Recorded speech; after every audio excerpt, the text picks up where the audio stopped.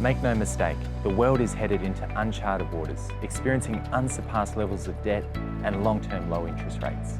Today, most people have little or no savings and have left themselves extremely vulnerable to a government that may default in its social obligations. Sadly, however, that would introduce us all to an entirely different world, and one that so few are prepared for, and dare I say, particularly here in Australia. Australia is headed for economic Armageddon, with record household debt, record foreign debt, and a massive housing bubble that could wipe out millions of families if there is a global shock. GFC 2.0, the Next Big Drop conference, brings together former Liberal economic advisor and current chief economist at As Good as Gold Australia, Mr. John Adams, Chief Executive Officer, Mr. Daryl Paynes, and Principal of As Good as Gold Australia, Mr. Brian Paynes. This event is designed to provide you with the tools to prepare and prosper in these increasingly volatile and uncertain times, and deliver the missing pieces of the economic jigsaw puzzle. These events will be held in Melbourne and Sydney. Register now below this video. Registrations are open. We look forward to meeting and welcoming you to one of these events. Hi everyone, my name is Daryl Payne, CEO at As Good as Gold Australia. Today, once again, I'm joined by my brother Brian and partner at As Good as Gold. And today we interviewed John Adams, Chief Economist at As Good as Gold Australia. Good morning, John. Hello, sir. How are you going? Very well, thank you. 2 interviews in a week, John. What next? Making up for lost ground, of course. Absolutely. We did, of course, mention last interview that we did have a lot to talk about over the coming months. So, last couple of interviews, John, we've been talking about the fragile state of the economy. I thought what we might do today is make reference, well, let's talk about a subject that millions of people around the world talk about every day, and that's the subject of money. So currency or money, as some people would call it, plays a pretty important role in the everyday economic activities of every person on earth. But we don't really give it much thought as to how we value currency. What gives it value? What gives it value is because, generally, I think, is because we can buy things with it. We pay tax in it, and the government prints it, so it must be good. But it only has value as long as we have confidence in the provider of that currency. So we drive into a service station, we walk into a supermarket, we walk into a showroom to buy a new car, and what we find is that we're paying more for it today than we were 2 years ago. And 2 years ago, we were paying more for it than we were 2 years before. So the natural tendency is to think that the price or the value of that car has gone up, or the value of those goods and or services have gone up. But I used to think that way, but it's not quite the case. The case, more realistically, is that the currency has devalued, and so we are paying more in dollars for that particular good or service. So this has been going on for 1,000 years. It's pretty important right now as we see escalating prices, property prices, just going to unsustainable levels. And so this has never worked, John. You go back 5,000 years of monetary history, 3,800 fiat currencies. They've all failed. They've all gone to zero. So now, if that was not the case, we would currently be using the British pound as a reserve currency, or we'd be using the Roman denarius as the reserve currency. So these great countries all lost that position of power. History tells us that, and we know this, because they all devalued their currency, took it to zero over a lengthy period of time. My question to you is this: are we doing the same thing? Is this happening to us? Is our dollar unique? Is it going to stand up where all of the others have failed? Or is it going to experience the same fate as all of its predecessors? Now that's my first question too. Now Brian is chafing at the bit as well. He has a question that's very closely related to mine. So if you could answer question A and B, I guess that would be fantastic. Brian? Yeah, absolutely. My point has always been with world economics, and I've never been able to understand it, John. and that is that the Australian dollar generally is based on the US dollar. Everything's, oil is priced in US dollars, and petrol, and a lot of other goods. But we have the US dollar, the pound sterling, the euro, and the Japanese yen. And I would pick two of these because, as I see it, the US dollar, well, the government owes 22 trillion. It seems to be going by $1 trillion every year. I know under President Obama, he came in at 8 trillion, and when he left, it was 18 trillion. And we've got the Japanese yen. The Japanese government have bought 50% of the stock market in Japan. So if our Australian dollar is based on world currencies, and these world currencies are going into debt and so far never been able to repay these debts, what gives the Australian dollar any power whatsoever? What gives it value? Okay, so thanks for those questions. You asked quite a few things there. So let me start with what Darryl was asking is, obviously we look at the history of monetary history throughout the world.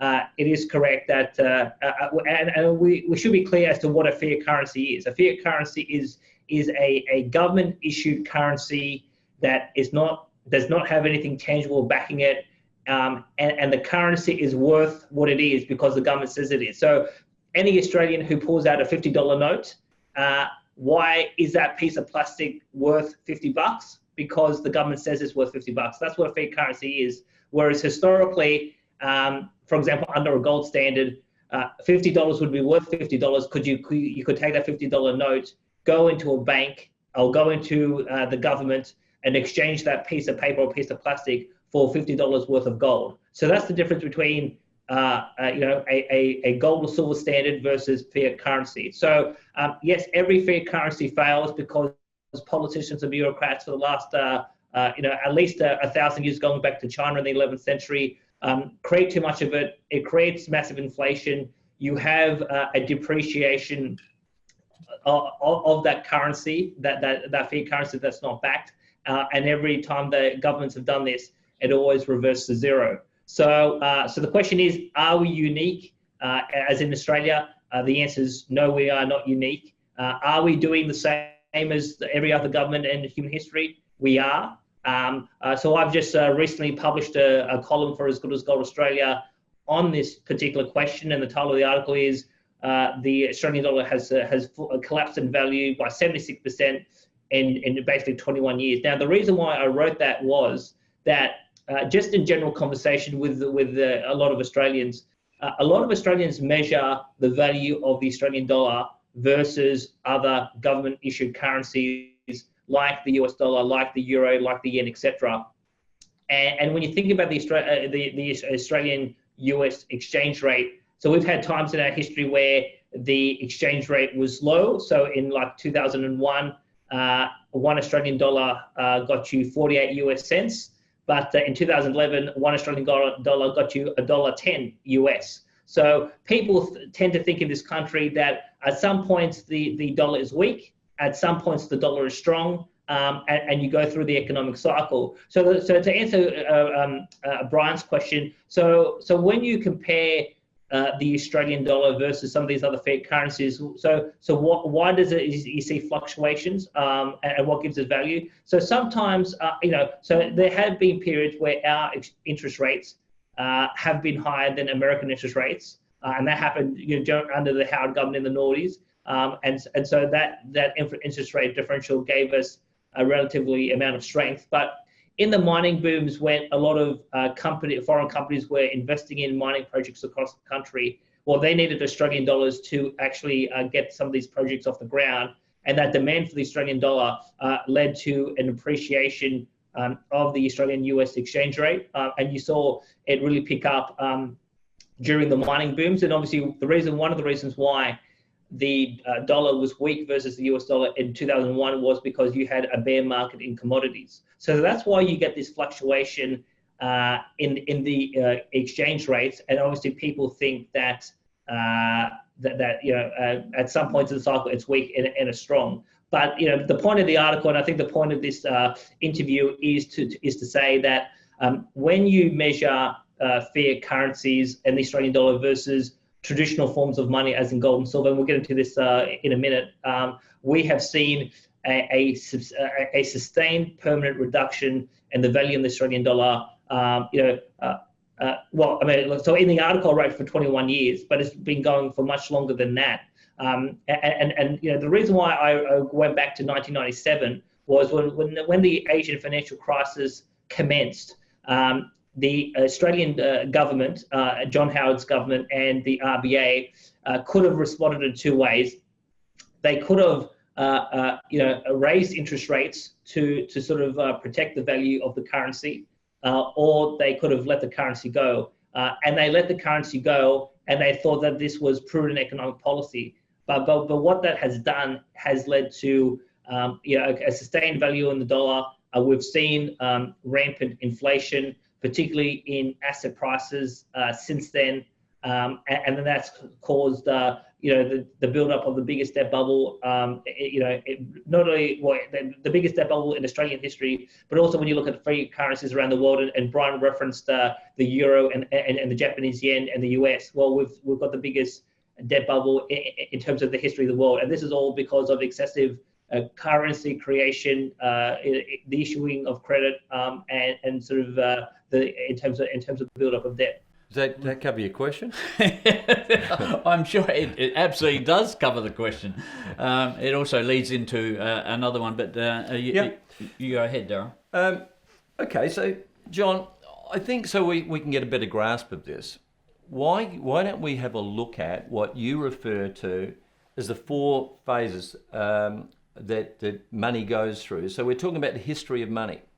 Four phases, so we can identify where we are right now, I think, as we go through this process.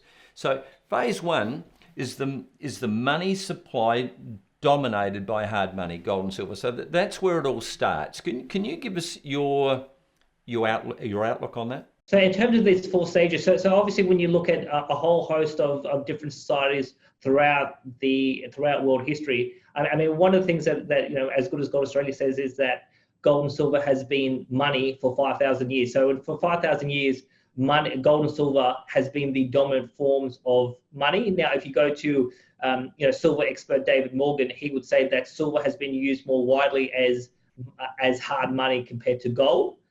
You'd probably say in the last 2 centuries, gold has been used more than silver.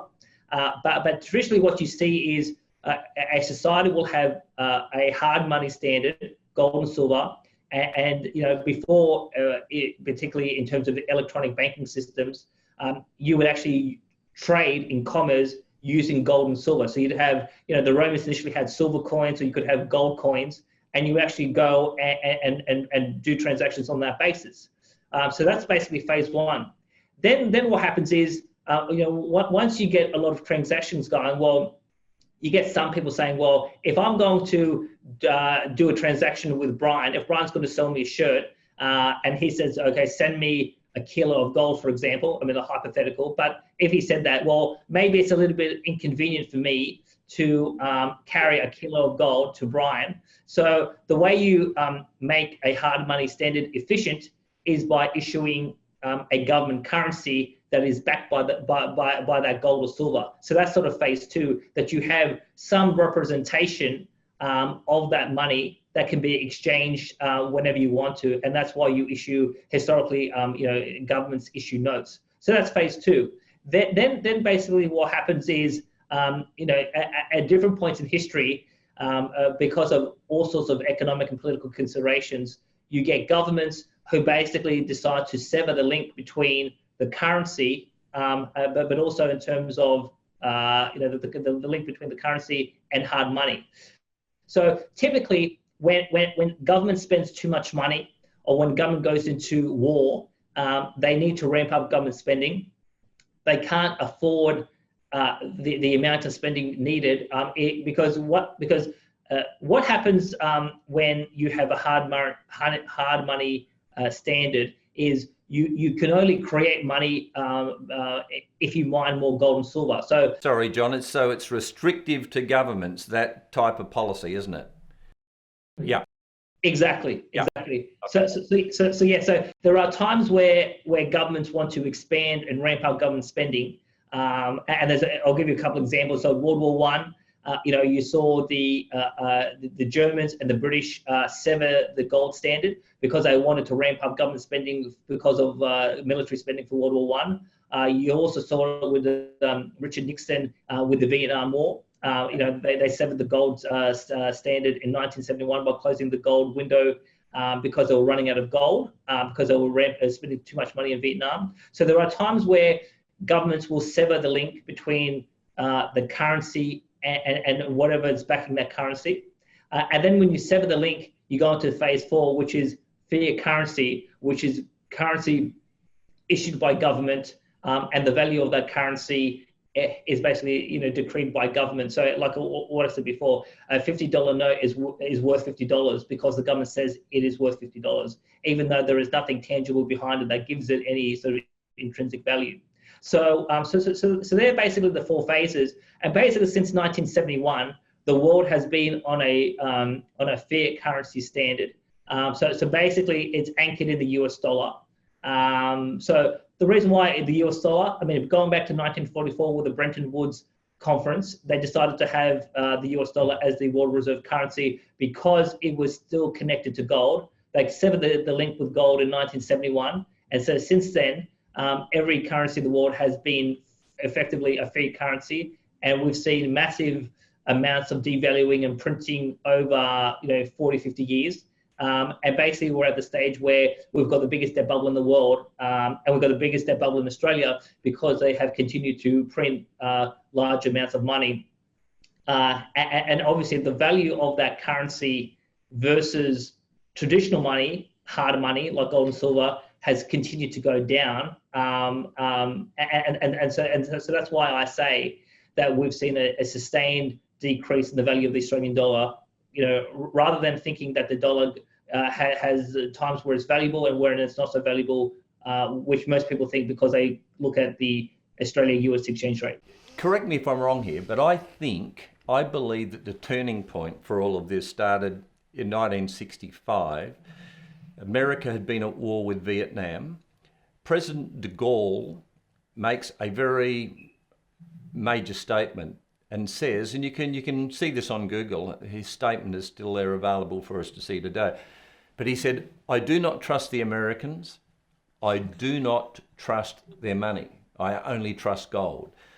And at that he forwarded a warship to the United States of America, because in those days, as we note, you could exchange, or countries could exchange currency for gold because it had a backing. It was gold backed the currency.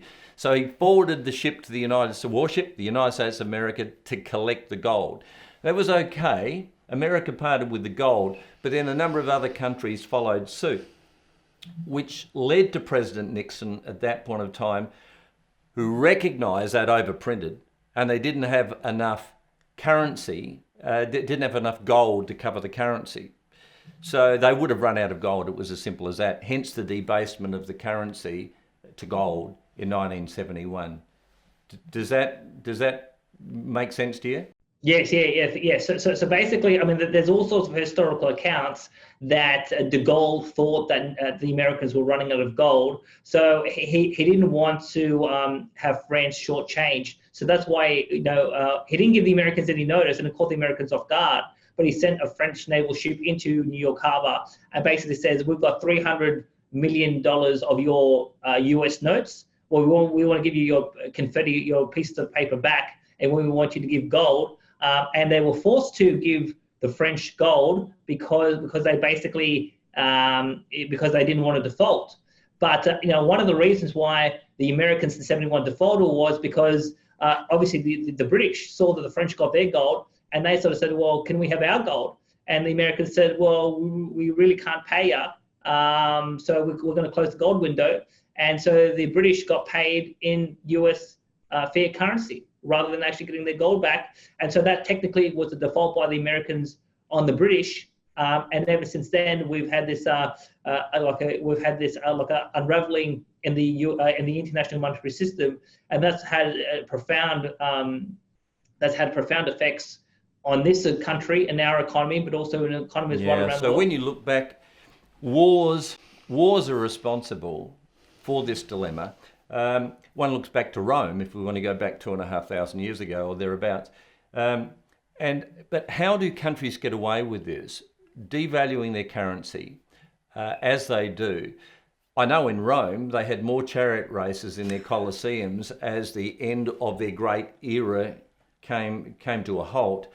And basically the line of thought was, feed the citizens of Rome with free bread and wine, just entertain the masses and take their mind off what's really going on. And when you really think about this, I remember I used to go and watch Aussie rules football a long time ago, John. But it started at 2:20 and it was only held on a Saturday. That was the only day football was played. Today it's pretty much played any day of the week. It's played on public holidays, even over and it's played on most every day, I believe, over the Easter weekend. And so once again, it gets down to entertaining the masses, taking their mind off what's really going on out there. And this allows the continuation of the devaluation to continue almost unnoticed. Do you agree with that? Yes, so probably 2 points to make there. So I do agree that we do have bread and circuses right throughout the economy and right throughout this country. So absolutely, a lot of people are being distracted in terms of what's really going on. Point number one. Point number two is, there is a lot to be said for the way the government communicates economic information, the way the media reports it, the way the academics teach people in universities about how to think about these things. And a lot of what I would call the establishment, from academics to government to the media, business, etc., have continued on this mantra to say that the way you consider the value of the Australian dollar is versus the US dollar, and there's no real other way to compare it. I mean, there's a few other ways that you can compare it to, looking at the euro or the yen. The government has an index called the trade weighted index, which is comparing the Australian dollar versus a basket of other government currencies. But the traditional form of measuring the currency's value versus which is against gold or silver, that effectively has been lost through the mist of establishment propaganda. And that's why a lot of people get confused. But what they're not getting confused on, and when I served in Parliament as an economic advisor in 2012, 2013, was back then, but it's been consistent right throughout the polling in this country. The cost of living, that is the number one economic issue, and yet you look at all the policy responses coming out of Canberra, and they completely misunderstand why is cost of living the number one issue, what's caused it, and how to solve it, and it all has to do with the debasement of the Australian dollar. So, do you know, there are some people out there, John, I was speaking with somebody the other day who still believed and thought that our dollar was backed by gold. I'm sure there are a number of people, lots of people out there that firmly believe that. I want you to right now confirm that the Australian dollar nor the American dollar is backed by gold at this stage. Would that be correct? 100% correct. I mean, Australia technically abandoned the gold standard, I think from memory, in 1928. I think you're right. So the British, I think they went first, and then we went second. But the Americans abandoned gold in 1971. So technically, the world was still on a world gold standard between 1944 and 71 with the Bretton Woods sort of arrangement.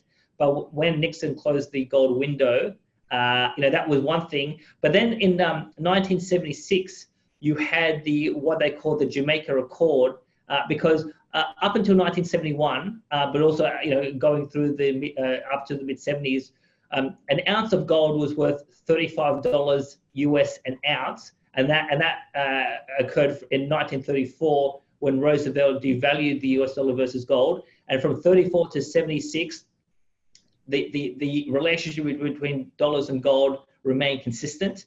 And then the IMF at this conference, and I think it's 1974, decided to allow the US dollar to be free floating versus gold. And that formally was ratified in 1976 in the Jamaica Accord. And that's obviously why when you look at the US dollar versus gold today, an ounce of gold is worth what is it, about 1,300 and change. And then obviously when you look at the Australian dollar versus gold, we're up to above $1,800 an ounce. So we are not backed by gold. The US dollar is not backed by gold, and obviously, some people out there would be aware of some of my work with Martin North about, the integrity of Australia's gold reserves. We're supposed to have 99.9% of the government's gold in the Bank of England, and there's quite a few of us who want to get the gold back in the country. Yes, look, John, it's quite clear, isn't it, that gold is really the only way to determine the real value of currency. Jim Rickards makes reference to gold being considered, or reference to gold being considered as a unit of account. You made reference to 1935, an ounce of gold, $35.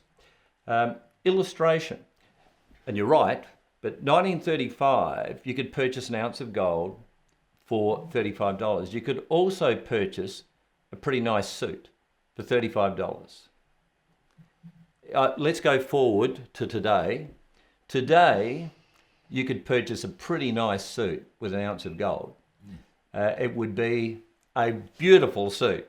I don't like your chances with the $35 though, and I think that gives a really accurate illustration as to the devaluation of currency against gold in a relatively short space of time. I believe you've got some pretty remarkable illustrations, John, on the loss of the value of the Aussie dollar from about the onset of the Asian financial crisis, starting around 1997. I'd like your feedback on that. So one of the things, Daryl, you said about 5 minutes ago was that the way to value or think about gold is think about gold in terms of that being the unit of account. And this is what Jim Rickards consistently says. So when people think about gold versus Australian dollar, they think that gold goes up in value and gold goes down. But the correct way to think about it is that gold is a physical, tangible asset. It is money. It's been around for 5,000 years. So the value of gold remains consistent. And what you should be thinking about is how does the Australian dollar move around the value of gold? So what's the value of the dollar versus gold? So it's kind of like, 5,000 years ago we thought the Earth was at the center of the universe and the sun would go around the Earth. Whereas in reality, it's the sun in the middle of the universe and the Earth goes around the sun. In 1997, if like a $1 Australian would allow you to buy, so it allow you to buy 6.38% of a gram of gold.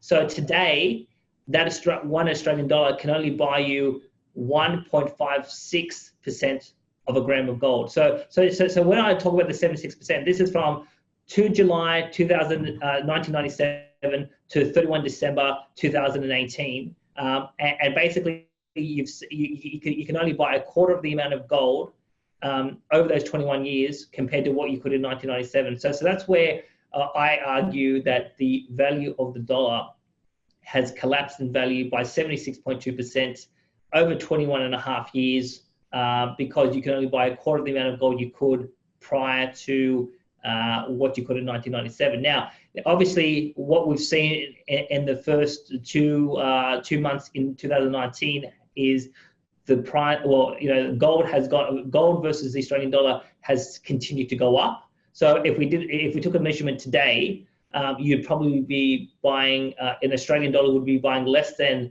1.5% of a gram of gold. So we have seen that over 21 and a half years, you can only buy a quarter of the amount of gold you could before. So think about in 1997, if you had $100,000, you either could have owned gold or you could have had cash. Well, the value of the cash would have gone down in value by 76.2%. Versus had you had $100,000 in gold and kept it for 21 and a half years. Right. Well, look, to add to that, and we're getting very close to finishing off here, I did some figures. I've done figures at our seminars that we've run here in Adelaide and around Australia. And both of them, or one of them is on the motor car industry, and basically, but I will talk more on the other one, which is the cost of a loaf of bread. But getting back to the motor car industry and the price of gold, the average price of gold for a motor car has been between 18 ounces and 22 ounces of gold. But in Australian terms, it's been from, let's say, 1985. We had $11,000 motor car, and that today is worth $40,000. So you look at the difference between 18 grams to 22 grams is 11% increase, right? But in cash terms or in dollar terms, you've gone from 11,000 to 40,000. That is 240 odd % increase, and that's really goes to show the power of gold to be able to keep things at a stable price. But I looked up the other day, and you can comment on this after I give you the figures. But in 1974, so now we're into the fiat currency area. A minimum wage in Australia was $105, but for $105 you could buy 340 loaves of bread. But today, a minimum wage is $656, so from 105 to 656, right? But you can only buy 262 loaves of bread. And that just, so from 340 to 262. So wages have gone up, but it doesn't buy you more bread. It actually buys you a lot less. And that is the trouble I see with fiat currencies, and that's the greatest asset that gold and silver have. It keeps the currency at an even keel. So your comments? Yeah, one of the things I consistently hear, like when I talk to Australians about the dollar, is that when you compare prices, say from the 1970s to today, they say yes, prices have gone up, but what's happened to wages? And it is true that people obviously get paid more than what they were in the 1970s. But the reality is that wages haven't kept up pace with the amount of increase in prices, because when you print all of this money, like increased inflation, and basically you have a whole host of distortionary effects throughout the economy, and wages don't keep up with the pace. And so that's why we have a debt bubble. That's why we have acute cost of living pressures. That's why people are being paid $100,000, $200,000, and they don't think that they're getting ahead. They think that they're struggling, is because the government has played around with the money. It's lost significant amount of value, and the government obviously will continue to do so. Obviously in the last couple of weeks, we've seen the economy continue to become weaker. We're looking at the Reserve Bank of potentially cutting more rates.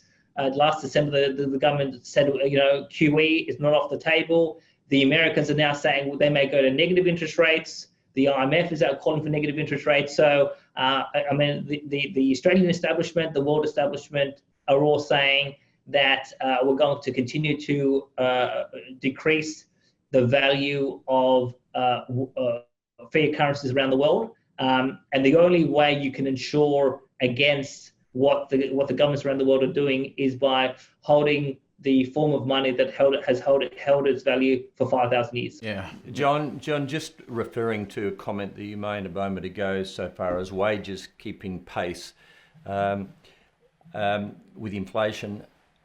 I remember 2008. We ran a business for 30 years in the manufacturing industry. We were paying our prized employees, numerical control programmer operators, very qualified people, around $55,000 a year. This was 2008. Today, or just recently, I spoke with a very good friend who runs a similar business to the one that we had then, and I asked him what he was paying his staff. Same people in the same role. He said, around $60,000 a year. Now, this is 8 years later, John, and in that period of time, we've seen real estate prices escalate to all-time highs. So you're absolutely 100% right. With the policies in place at the moment, there is absolutely no way that this is sustainable. And a devaluing currency and zero interest rates, which is what they're talking about now, and maybe even going into negative, certainly isn't going to help the cause. It's going to exacerbate the problem. So I see it as there's just a wonderful argument out there at the moment for owning gold. So if you want to, it's the ultimate store of value and a preservation of wealth. So, I mean, I think it's pretty smart thinking, really, to do what the major central banks of the world do, and that is to own gold. They know that it's the right and the smart thing to do, but don't suggest that we should do it, because it gives us all power in the process. And governments, as I read it, don't want private individuals to have power and be able to take control for themselves. You got any last minute comments on this, John? In the next 2 months, we're going to a federal election. All the polls are suggesting we're going to see a change of government. I had 3 or 4 members of parliament on the phone with me yesterday, and we spoke about a whole host of economic and political issues. And so you've had the Prime Minister out there saying the coalition is the party that manages the economy, in terms of the best. We have strong economic management. You can trust us in managing the economy. I continue to say to federal politicians in the coalition, you will lose the election based on the economy because of cost of living. You haven't been able to manage the monetary affairs of this country appropriately. People feel that they're getting behind. People don't feel that they're getting ahead. People are struggling to pay their bills, and you see mortgage stress and rental stress going to astronomical levels.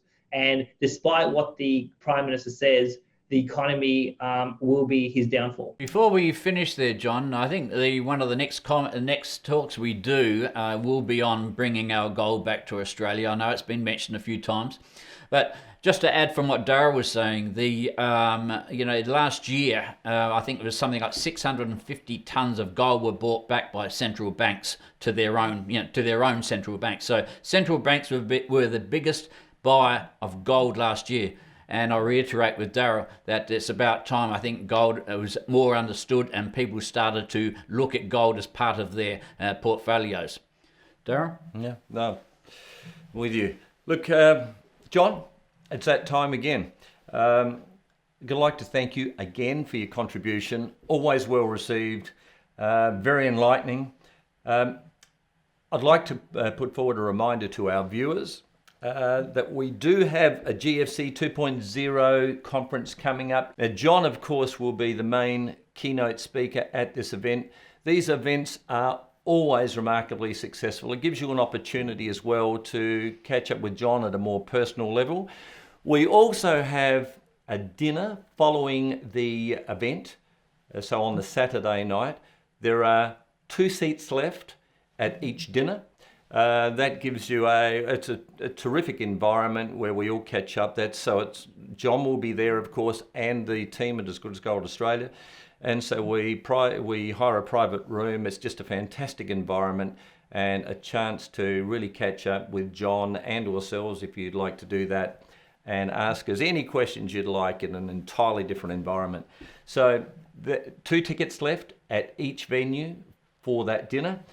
So finally, and most importantly, the details, if I didn't mention that, are listed on the link below. Finally, and most importantly, thank you to all of our subscribers for your ongoing valued support. Until next time, stay well, stay focused, catch up soon. Bye for now. Bye for now.